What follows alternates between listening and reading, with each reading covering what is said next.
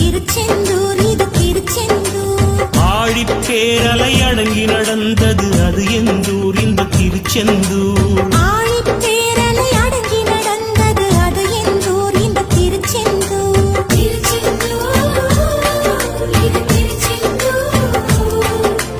திருச்செந்தூர் இது திருச்செந்தூர். நீலக்கடல் அலைகள் நிரம்பத்தாலாற்றும் திருச்செந்தூர் இது திருச்செந்தூர்.